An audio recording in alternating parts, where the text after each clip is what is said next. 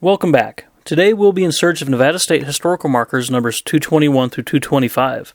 So let's start off about 4.5 miles south of Incline Village on State Route 28 at Sand Harbor State Park. In front of the boat launch area will be our first marker in the series. So let's take a look at marker number 221, Sand Harbor. Sand Harbor, 1881-1896. History records Sand Harbor as playing an important role in the operations of the Sierra Nevada Wood and Lumber Company, one of 3 large combines supplying lumber and cordwood to the Comstock mines during the late 19th century.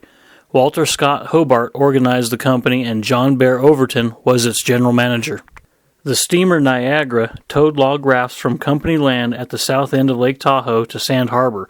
Here the logs were loaded on narrow-gauge railway cars and taken 2 miles north to a sawmill on Mill Creek. Lumber and cordwood were started on the way to Virginia City via an inclined tramway, 4,000 feet long and rising 1,400 feet up the mountainside, where the material was transferred to water flumes and transported to Lakeview just north of Carson City. The tramway has been described as the Great Incline of the Sierra Nevada. Nevada State Historical Marker, number 221. Now, let's drive east on US 50 for 263 miles to Eureka. At the far end of town is Tannehill Drive and our next marker, marker number 222, Tannehill Cabin, one of Eureka's first houses. Tannehill Cabin, one of Eureka's first houses. The Tannehill brothers built this cabin for a residence in 1864 and lived here about a year before selling their mining interests to a New York company in 1866. The cabin subsequently went through a number of owners, including the firm of Nathan and Harrison, one of the area's first mercantile establishments in the late 1860s. Fires, floods, and the ravages of time have spared the structure, and local residents take a justifiable pride in the fact that they have been able to save it. Nevada State Historical Marker, number 222. Let's turn around and head west to Silver City. On State Route 342, at the north end of town, is a narrow gorge that connects Silver City with Gold Hill and Virginia City. It also happens to be the area we will find our next marker, marker number 223, Devil's Gate. Devil's Gate. It gives a forcible impression of the unhallowed character of the place. J. Ross Brown, 1860. This rugged reef of metamorphic rock was once one of the famous landmarks of the Nevada Territory. In June of 1850, John Orr and Nicholas Kelly unearthed a gold nugget nearby, the first ever found in Gold Canyon. For the next 10 years, the canyon was the scene of placer mining, and one of the first stamp mills in the territory was erected just to the south of Devil's Gate during the summer of 1860. During the brief Paiute War of May 1860, the people of Silver City built a stone battlement atop the eastern summit and constructed a wooden cannon for protection.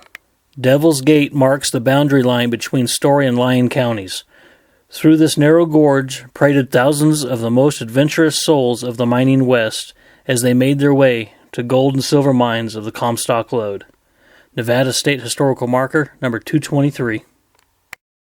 Turning around now, let's drive down to Las Vegas. Located on the corner of East Carey Avenue and Kiel Way is Kiel Ranch Historic Park, and our next marker, marker number 224, Kiel Ranch. Kiel Ranch. Established by Conrad Kiel in 1875, this was one of only 2 major ranches in Las Vegas Valley throughout the 19th century. The Kiel tenure was marked by violence. Neighboring rancher Archibald Stewart was killed in a gunfight here in 1884. Edwin and William Kiel were found murdered on the ranch in October 1900. The San Pedro, Los Angeles, and Salt Lake Railroad purchased the ranch in 1903 and later sold it to Las Vegas banker John S. Park, who built the elegant white mansion. Subsequent owners included Edwin Taylor, 1924-1939, whose cowboy ranch hands competed in national rodeos, and Edwin Lousy, 1939-1958, who developed the Boulderado Dude Ranch here, a popular residence for divorce seekers. In the late 1950s, business declined and the ranch was sold. In 1976, 26 acres of the original ranch were purchased jointly by the City of North Las Vegas and its Bicentennial Committee as a historic project. Nevada State Historical Marker, number 224. Now, we need to turn around and travel back to Lake Tahoe. As we drive up US 50, we will need to turn on State Route 28 and head north for close to 3/4 of a mile to the Spooner Lake Park entrance. At about 340 feet is the fee collection station, and to the north of the station is our next marker, marker number 225, Spooner area, logging and lumbering period, 1868-1895. Spooner area, logging and lumbering period, 1868-1895. This area bears the name of Michel E. Spooner, a French-Canadian entrepreneur who, along with others, was instrumental in establishing the wood and lumber industry, which supplied the needs of the Comstock mines and mills. In 1868, Spooner became a partner with Oliver and John Lonke, the Elliott brothers, Henry M. Yerington, William Fairburn, and Simon Dubois in the Summit Fluming Company and operated a shingle mill and sawmill. In 1870, Yerington, Bliss and Company took over the Summit Fluming Company. In 1873, another sawmill was erected at Spooner Meadows. Later, in 1873, all the mills were taken over by the Carson and Tahoe Lumber and Fluming Company. This company, headquartered at Glenbrook, went on to become the largest of 3 huge combines supplying wood and lumber to the Comstock. Nevada State Historical Marker, number 225.